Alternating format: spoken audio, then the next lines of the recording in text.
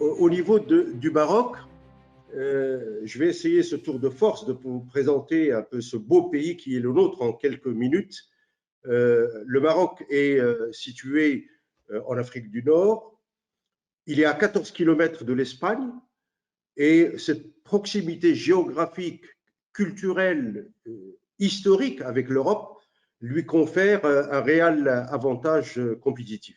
Le Maroc est une monarchie constitutionnelle parlementaire.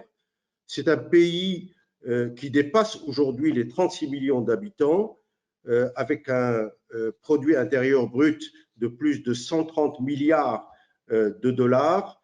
Et en termes de croissance, je dirais que les progrès que le Maroc a réalisés durant les 30 dernières années lui ont permis d'afficher une croissance annuelle moyenne de 4% chaque année jusqu'à effectivement l'arrivée de la pandémie. Je voudrais signaler une chose qui ne figure pas sur ce slide, un point qui me paraît vraiment très important parmi les avancées du Maroc, c'est la mise en œuvre de la régionalisation avancée qui constitue l'un des grands chantiers stratégiques du Royaume. C'est incontestablement une réforme structurante pour le développement équitable et intégré de notre pays.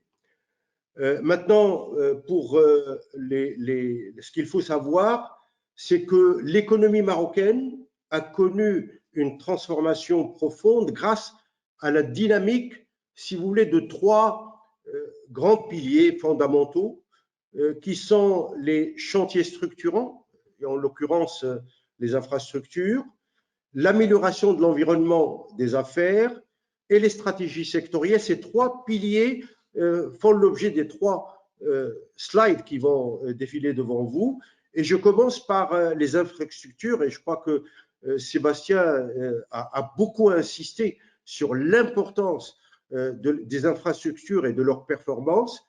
Le Maroc, il a beaucoup œuvré, en tout cas dans ce domaine, et à travers des aéroports. Aujourd'hui, on a 19 aéroports internationaux sur les 25, 13 ports dédiés au commerce extérieur, dont 38, avec Tanger Med, qui est le premier port à conteneurs d'Afrique, et qui, avec l'ensemble de ces terminaux, dispose aujourd'hui d'une capacité de 9 millions de conteneurs EVP, et aussi au niveau ferroviaire, avec le train à grande vitesse qui est opérationnel déjà depuis 2018 et qui relie Tanger à Casablanca à plus de 350 km en 2h30. Aussi un réseau autoroutier très développé, puisque en l'espace de 15 ans, aujourd'hui, on a plus de 1800 km d'autoroutes et une bonne connectivité également à travers Internet.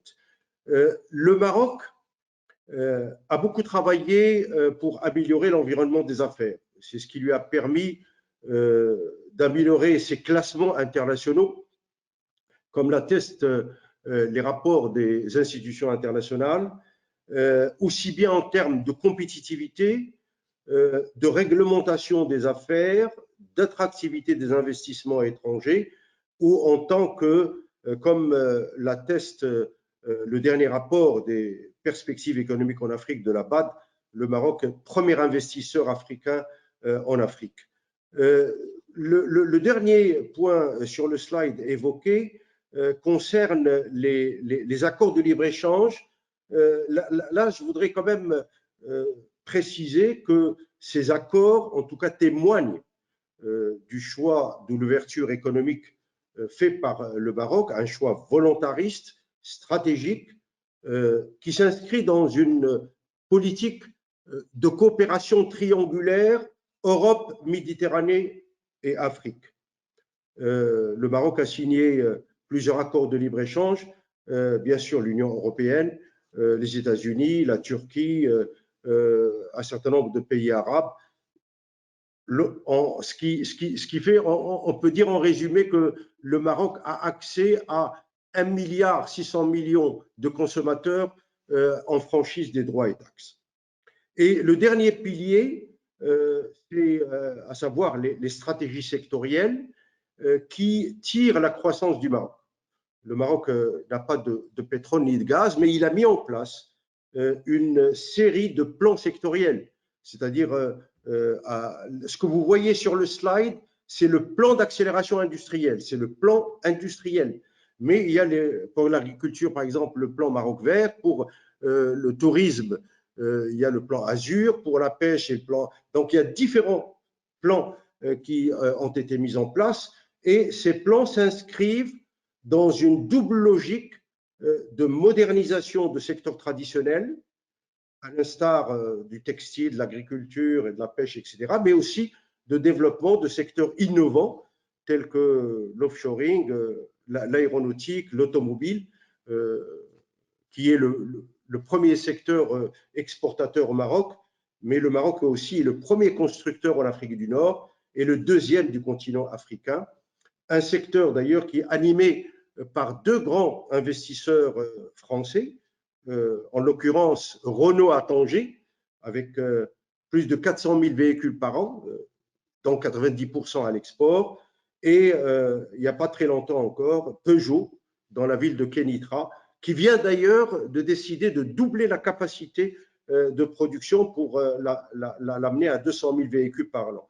Alors, face à tous ces plans sectoriels, il fallait les accompagner dans l'amélioration de leur compétitivité, d'où la mise en place en 2010 d'une stratégie nationale logistique dont vous parlera Hicham. Maintenant, au niveau de nos rapports avec relations avec l'Afrique, je dirais que l'Afrique, oui, occupe une place importante pour le Maroc, qui a inscrit dans le cadre d'une vision à long terme et dans une logique de coopération sud-sud et de co-développement. Cette vocation africaine a été confirmée par la réintégration de l'Union africaine du Maroc en janvier 2017 et par l'adhésion à la grande zone de libre-échange continentale africaine qui, d'ailleurs, comme l'a dit Sébastien, est rentrée en vigueur depuis le 1er janvier 2021. Donc, donc, vous voyez dans ce slide les nombreux accords économiques signés, surtout l'investissement important d'entreprises marocaines dans à peu près une vingtaine de pays, dans différents domaines, les télécommunications, la banque, l'assurance, le BTP, les mines, etc. Et bien sûr, des échanges commerciaux qui sont en progression. Pour conclure, je dirais que les investissements importants dans les infrastructures, la stabilité politique et la situation géographique privilégiée à la croisée des continents sont des facteurs qui positionnent le Maroc en tant que hub régional et une vitrine de la logistique africaine. Voilà. J'espère, et c'est ce qui me permet de donner la parole à Hicham pour parler des spécificités de notre secteur. Un grand merci Ali. En tous les cas, c'était passionnant et moi qui connais bien le Maroc, je confirme vraiment ce dynamisme et cette technologie qui est présente et cette expertise technologique qu'on trouve dans ce magnifique pays. Merci beaucoup Ali. Merci à vous. Effectivement, merci à Ali pour ce bel aperçu du Maroc, de son environnement macroéconomique et des liens forts qui sont tissés au niveau mondial et africain. Maintenant, tu nous laisses un peu sur notre faim, hein, donc je vais en profiter pour vous inviter à ne surtout pas hésiter à prendre contact avec le chapter Maroc si vous avez toute question ou volonté d'approfondissement d'un des sujets qui ont été abordés. Donc, avant de vous parler de ce Maroc, de la supply chain et de la logistique, je vais prendre quelques secondes pour me présenter. Donc, Hicham Alami, je suis directeur associé au sein du cabinet GCL, en co-direction des bureaux européens et africains du groupe. Pour ceux qui ne connaissent pas GCL, c'est un cabinet de conseil spécialisé en logistique et supply chain, fondé il y a un peu plus de 35 ans à Montréal, au Canada, et avec des bureaux aujourd'hui un peu partout donc en Amérique du Nord, en Amérique du Sud, Europe et Afrique. Donc, je tiens aussi à remercier Jean-Michel et Valérie qui nous ont proposé de participer à cette formidable aventure, que celle que de créer des forums d'échange et de partage d'expériences, tant au niveau local qu'au niveau régional qu'international. Et ayant moi-même eu la chance de travailler sur des problématiques supply chain et logistique sur 3 continents, donc l'Amérique du Nord, l'Europe et l'Afrique, et j'en tire une richesse intellectuelle extraordinaire. Donc, ça a été un oui direct et j'en profite pour vous remercier une fois de plus de nous inclure dans cette belle aventure. Bon, maintenant le Maroc. Donc, si on parle un peu plus du Maroc, de la logistique et de la supply chain, donc en quelques phrases et quelques chiffres, donc comme l'a brillamment rappelé Ali, dès 2010, le Royaume s'est doté d'une stratégie de compétitivité logistique visant, entre autres, mais pas que, la création d'un certain nombre de zones logistiques multiflux. Comme vous le voyez sur la carte à gauche, donc il y en avait à peu près 26, une vingtaine à peu près. Toutes aujourd'hui ne sont pas sorties de terre, mais des infrastructures de qualité, il s'en fait. Des infrastructures de qualité continuent de se réaliser, de se développer. Donc il y a l'exemple de Tangemed qui est une réalisation, mais il y a la symétrie dans le sud aujourd'hui qui est en train dont les travaux sont lancés à Dakhla, donc à l'extrême sud du pays.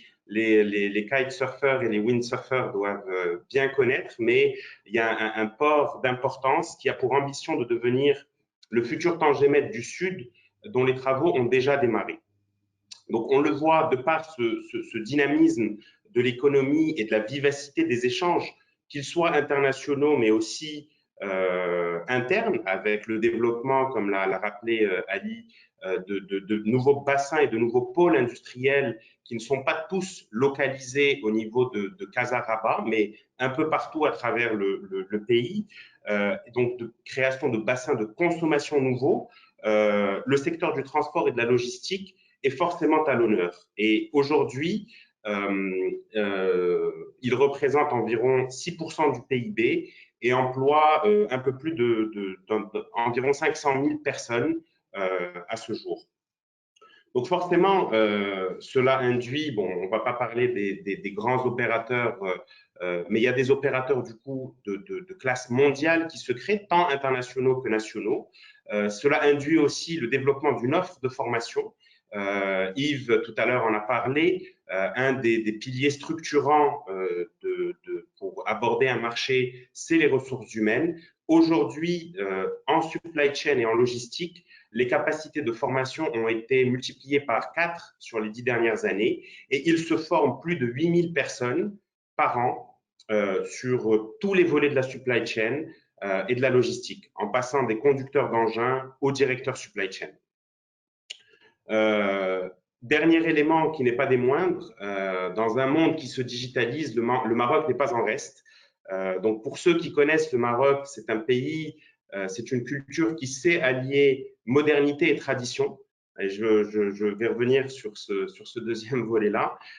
Donc avec l'avènement des échanges commerciaux internationaux et avec la position qu'occupe aujourd'hui le Maroc dans tous ces échanges-là, il y a l'avènement de certaines solutions qui facilitent ces échanges internationaux. Je pense notamment à Portnet, qui est une plateforme qui permet de digitaliser l'intégralité des opérations et de faciliter, de fluidifier le traitement douanier. Et quand je parlais de tradition, aujourd'hui, les supply chains locales, certains distributeurs sont encore aujourd'hui en capacité de livrer plus de 25 000 points de vente par jour. Donc, c'est des réalités qui n'existent pas ailleurs, qui existent au Maroc et ailleurs en Afrique. Et donc, forcément, quand on se doit de livrer, de ne pas tomber en rupture, comment est-ce qu'on planifie une supply chain avec 25 000 points de vente quotidiens? Comment est-ce qu'on optimise? Comment est-ce qu'on le suit? C'est là où le génie, justement, marocain est mis à l'honneur. et ça va me permettre de faire une transition avec la prochaine slide. Il est mis à l'honneur par un certain nombre d'initiatives privées, mais aussi par un écosystème qui existe, qui est présent, qui s'est formé au fil des années autour d'événements structurants. Tu l'as rappelé tout à l'heure, Jean-Michel, le salon Logismed, effectivement, est un événement structurant et couru annuel, mais il y a aussi d'autres institutions publiques comme la MDL, l'Observatoire marocain de la logistique, qui permettent de fédérer cette communauté, sans oublier le patronat marocain avec la Fédération du transport et de la logistique. Donc, l'écosystème et l'association des freight forwarders qui permettent de discuter, d'échanger et de faire avancer les problématiques supply chain. Donc, on peut se poser la question, et on se l'est posé pour être très transparent, à un moment donné, c'est de se dire pourquoi ce nouveau forum? Pourquoi Maroc Supply Chain? Donc, je vais laisser bien sûr Younes présenter plus en détail le chapter Maroc, mais je pense qu'il est important d'affirmer et de réaffirmer que Maroc Supply Chain, donc le chapter Maroc Supply Chain, va s'inscrire dans la continuité et dans la synchronisation et la symbiose de toutes les initiatives et les efforts qui ont été déployés par toutes les parties prenantes jusqu'à présent pour faire rayonner ce beau et passionnant métier qui nous anime tous, qui est la supply chain, à la fois au Maroc, mais aussi à l'international. Donc, je vous remercie pour votre attention. Au plaisir de vous rencontrer et d'échanger.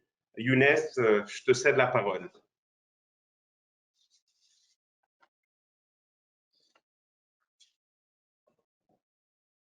On ne t'entend pas, Younes, par contre. Le micro. Là, c'est bon. Bonjour à tous.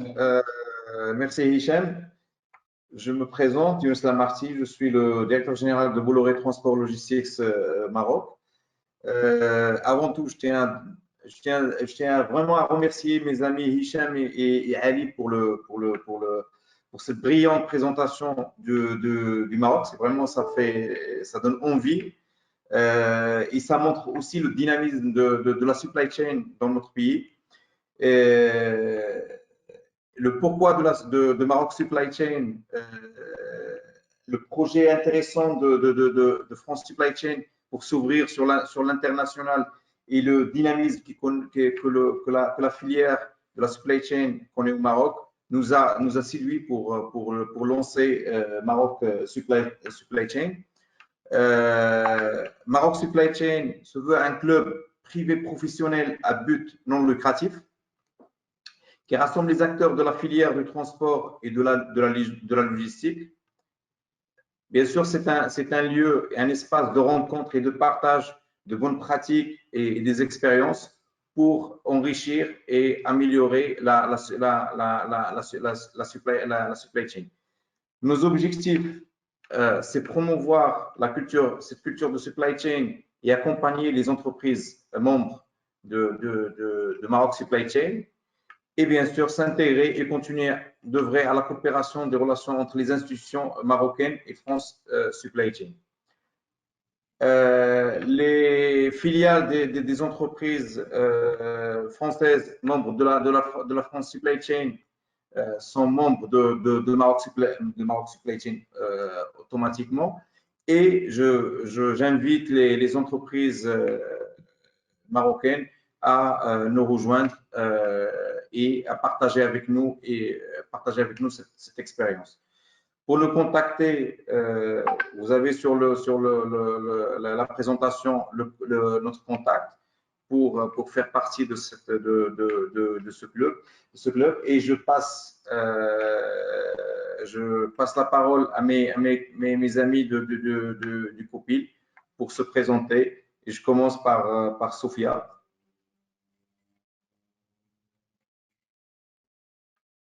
Alors, bonjour à tous. Donc, je me présente, bonjour. Sophia Damdami.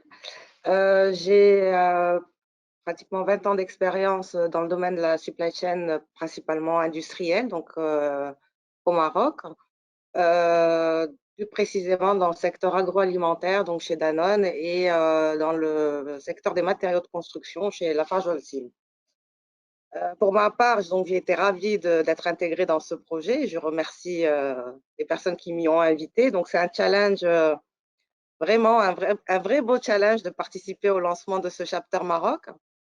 Et car moi-même, l'intérêt de ce chapter, enfin de ce club, on va dire, c'est que moi-même, au cours de ma carrière, j'ai vraiment ressenti le besoin d'appartenir à un réseau tel que celui-là, qui ne soit pas limité à mon domaine industriel, mais qui puisse s'ouvrir à d'autres secteurs et qu'on puisse partager ensemble toutes les tendances, toutes les innovations, les bonnes pratiques, qu'on puisse échanger sur ça. Donc, je pense qu'il y a un grand intérêt pour les professionnels comme moi de la supply chain à faire partie de ce réseau. Et voilà, je vous remercie à tous. Merci Jean-Michel aussi. Merci, Sophia. Majid. Je passe la parole à Loubna. Ah non, oui.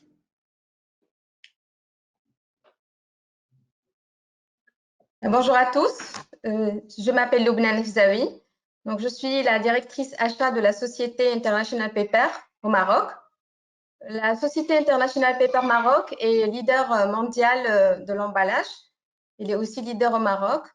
Notre secteur d'activité est intimement lié à tout le tissu économique marocain, puisque nous servons tous les secteurs d'activité. Donc, on est en quelque sorte aussi représentatif de l'économie marocaine.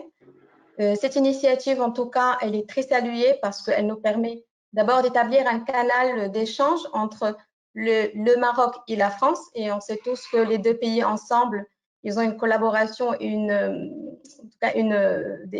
relations économiques très étroites.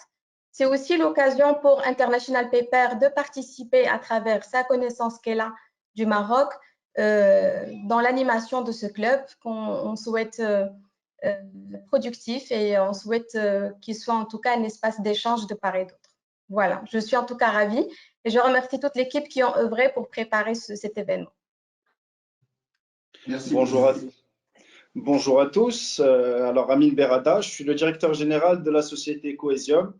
Coesium porte le salon Logismed en assurant sa promotion et son organisation. Nous sommes spécialisés dans l'organisation d'événements à fort contenu scientifique et technique, notamment à travers des forums, des conférences et des rencontres d'affaires. Logismed, c'est un salon qui est organisé par et pour les professionnels du secteur. C'est un rendez-vous annuel incontournable de toute la communauté logistique au sens large. Je suis très ravi de faire partie de cette aventure. Ça va nous donner l'opportunité d'aller à la rencontre d'autres professionnels, d'autres pays et continents, et nous enrichir de leur savoir-faire et de leurs expériences. Malheureusement, Abdelmajid Halim, qui fait aussi partie du COPIL de Maroc Supply Chain, n'a pas pu être présent parmi nous aujourd'hui. Je vais rapidement le présenter, malgré le fait que vous pouvez lire qui il est. Alors, c'est le directeur des opérations de NABC, qui est l'embouteilleur de Coca-Cola. Donc, nous sommes ravis qu'il soit parmi nous et nous regrettons qu'il ne soit pas là. Mais en tout cas, comme l'a dit Hicham Alami tout à l'heure, si vous avez des questions, si vous voulez rentrer en contact avec nous, n'hésitez pas à nous contacter à travers le portail de France Supply Chain. Il y a une adresse email. Envoyez-nous toutes vos questions, nous serons ravis d'y répondre. Pour finir, je vais brièvement vous citer les 4 événements, les 4 thématiques que nous allons aborder tout au long de cette année 2021. Nous prévoyons d'organiser en avril 2021, j'espère en présentiel, mais en tout cas, comme l'a dit Jean-Michel tout à l'heure, nous ferons au maximum compte tenu des contraintes que nous subissons aujourd'hui. Mais l'essentiel, c'est que nous prévoyons d'organiser 4 événements. Le premier, on abordera la ressource humaine en supply chain, qui sera suivi en juin de la supply chain des PME-PMI. Nous traiterons à la rentrée de la digitalisation des supply chains et nous terminerons l'année avec le Maroc dans les supply chains internationales. J'espère qu'on vous a donné envie d'intégrer, en tout cas de rejoindre le club Maroc Supply Chain. On vous attend nombreux, n'hésitez pas à nous écrire. Nous serons encore une fois très ravis d'échanger avec vous.